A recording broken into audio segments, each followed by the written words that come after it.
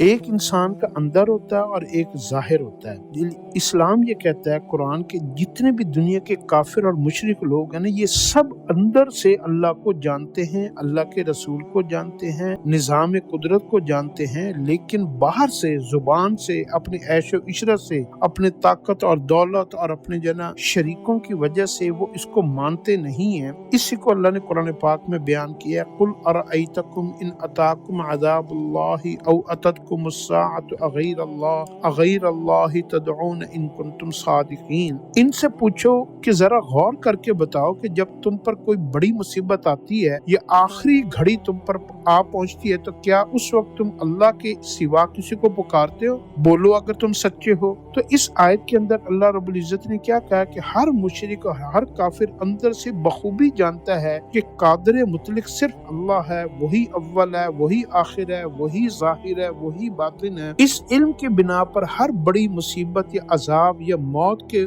سامنے دیکھ کر ایک مشرک بھی کہتا ہے کہ اے اللہ مجھے بچا لے، اے خدا مجھے بچا لے۔ اور خدا دشمن جتنے بھی یہ ساری مصیبتوں سے سمندروں میں ہوں، یہ کہیں پہ بھی کوئی کافر پھنس جاتا ہے نا، تو اس وقت وہ کسی کو نہیں پکارتا، ٹیکنالوجی کو نہیں پکارتا، اس وقت وہ اللہ ہی کو پکارتا ہے۔ اور یہی وہ علم ہے کہ جس کو اللہ نے کہا کہ اندر سے ہر کافر اللہ کو پہچانتا ہے، ظاہر میں وہ ساری چیزیں جو ہے نا وہ ٹیکنالوجی اور دنیا اور کتابوں کے ساتھ جو ہے نا وہ اللہ کے انکار کرتا رہتا ہے۔ اور یہی وجہ ہے سب سے بڑی کافر کو عذاب کا مستحق ٹھہرانے کے لیے کہ جب اس کو اندر سے ساری باتوں کا پتہ ہے کہ اس کے اوپر کوئی بھی آفت آتی ہے تو اس وقت تو وہ مجھے اللہ کو پکارتا ہے، لیکن جیسے وہ آفت ٹل جاتی ہے تو وہ اللہ کو کہتا ہے کہ اللہ کا وجود ہی نہیں ہے، اللہ کا یہ کام ہی نہیں ہے، یہ میں نے کیا ہے، یہ میرا ہے، اور اس طریقے کی بڑی بڑی باتیں اور تکبر والی باتیں کرتا ہے۔ اس انکار کی وجہ سے وہ عذاب کا مستحق بنتا ہے۔ اعمال کے اوپر تو اللہ رب العزت معافی کر دیتے ہیں، لیکن یہ جو سوچ، عقیدہ اور